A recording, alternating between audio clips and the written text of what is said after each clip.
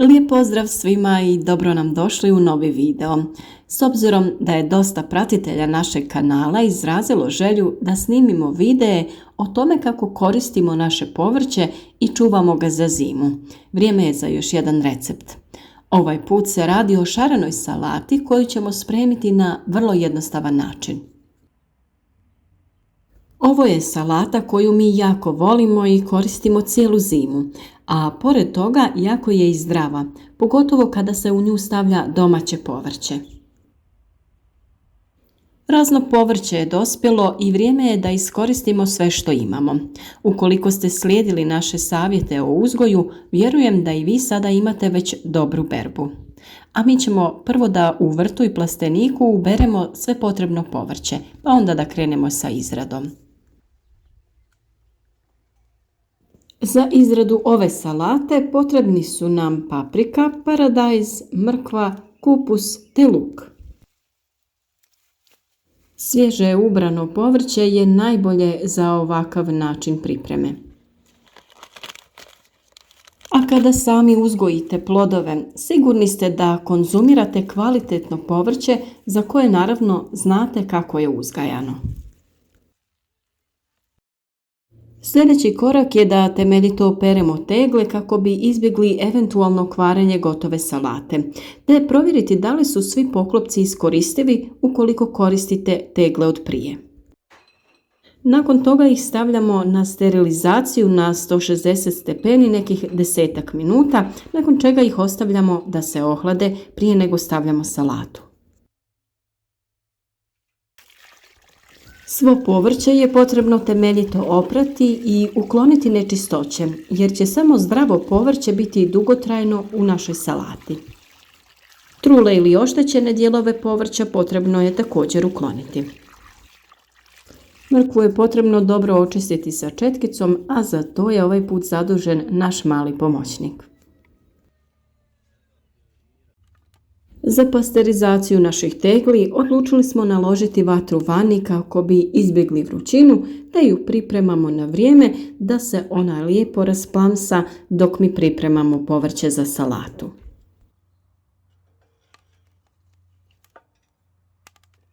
Dosta vremena oduzima sama priprema, čišćenje i pranje povrća te rezanje, ali vjerujte, isplati se.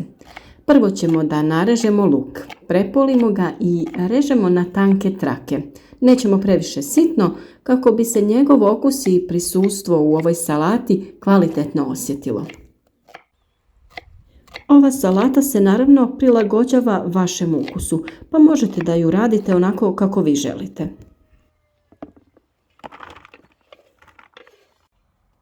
Sljedeće povrće koje koristimo je kupus.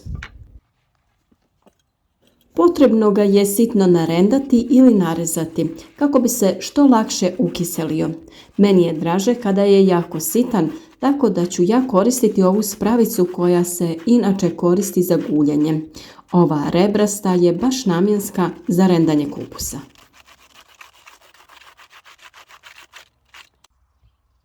Krastavac koji koristimo nećemo guliti, ali vi možete i da ga ogulite ukoliko želite.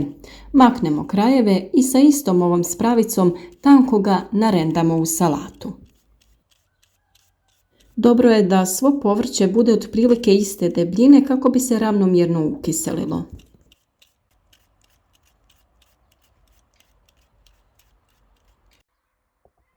S obzirom da je mrkva dosta tvrda, nju je potrebno jako tanko naribati ili narendati kako bi se i ona lakše ukiselila.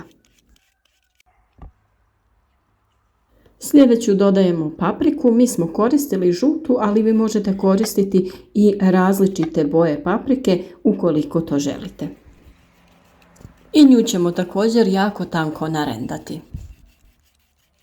Ukoliko ste ljubitelji ljutog, možete da dodate i ljute ili slatke feferonke. I zadnji, ali ne manje važan sastojak koji dodajemo u našu salatu jeste paradajz. Narezat ćemo ga na male kockice i dodati. S obzirom da je on dosta mekan, ne morate baš na sitno, možete malo veće komade. A sada na red dolazi jedan meni jako zabavan trenutak kada ovo sve lijepo izmiješamo i dobijemo konačni proizvod. U ovom dijelu možete da koristite i neke dvije velike kašike, ali najlakše je to uraditi sa rukama i ravnomjerno sve izmiješati. Ovo je tako divna svježa salata i ovako ju možete pripremiti uz bilo koji obrok. Vjerujem da će vam se jako svidjeti i da ćete uživati jer je stvarno osvježavajuća. A nakon što smo se malo zabavili miješajući, vrijeme je da ovu salatu pakujemo u one tegle koje smo ohladili nakon sterilizacije.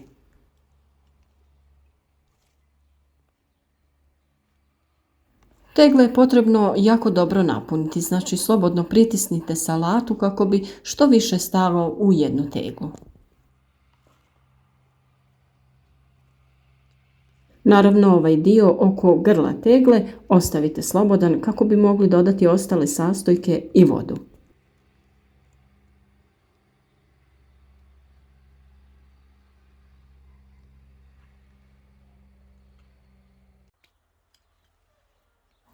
Kada smo potrošili svu pripremljenu salatu i stavili je u tegle, vrijeme je da dodajemo ostale sastojke.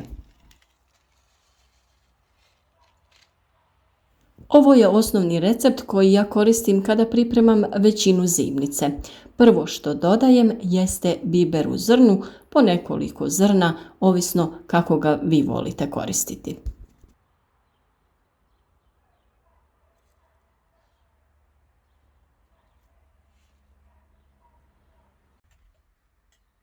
Nakon toga vrijeme je da dodamo šećer. Koristimo jednu malu čajnu kašiku i po jednu kašiku stavljamo u svaku teglu. Nakon toga isto ponavljamo i sa soli. Jedna mala čajna kašika soli u svaku teglu.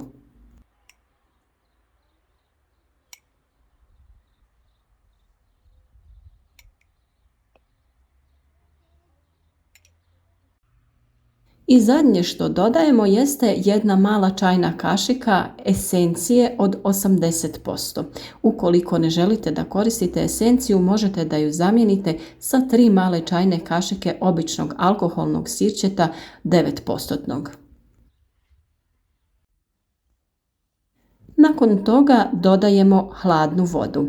Potrebno je polako sipati kako bi se ovi svi sastojci lijepo izmiješali sa vodom i kako bi se voda rasporedila kroz svu ovu salatu. Dodajte dio pa pređite na drugu teglu, a poslije kada se voda slegne dodajte još malo kako bi popunili teglu skroz do vrha. Bitno je da voda prekriva svo povrće kako se ne bi pokvarilo u doticaju sa zrakom. Voda će lagano da popunjava sav prostor između povrća, pa će biti potrebno da nekoliko puta dodajete vodu dok ne napunite do vrha.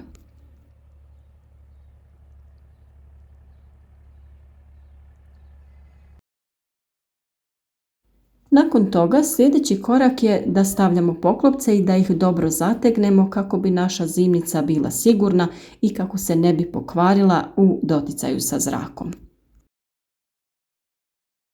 Tegle je potrebno dobro promućkati kako bi se svi sastojci lijepo i ravnomjerno izmiješali. A sada je vrijeme za pasterizaciju. U jedan lonac stavljamo krpu čistu na dno kako nam se tegle ne bi drmale i kako ne bi došlo do oštećenja. Tegle je potrebno prekriti također sa hladnom vodom sve do poklopaca. Nakon toga stavljamo lonac na vatru i čekamo da voda prokuha. Nakon što prokuha, ovo sve kuhamo samo 3 minute i sklanjamo sa vatre. Tegle je potrebno ostaviti da se hlade u ovoj vodi dok se potpuno ne ohlade. Ili ako to nije moguće, izvadite ih i dobro ih prekrite sa nekom toplom dekom. I sa ovim korakom naša salata je gotova. Izgleda stvarno predivno i jako je ukusna. Bila bi šteta ne iskoristiti sve ovo zdravo povrće kako bi napravili ovako jednu divnu salatu u kojoj ćete moći uživati stvarno cijelu sezonu do novih plodova. Nadam se da će vam se svidjeti ovaj recept jer je vrlo jednostavan, a salata je stvarno odlična. Pišite u komentarima kako vi pripremate zimnicu i da li vam se sviđa ovakav recept.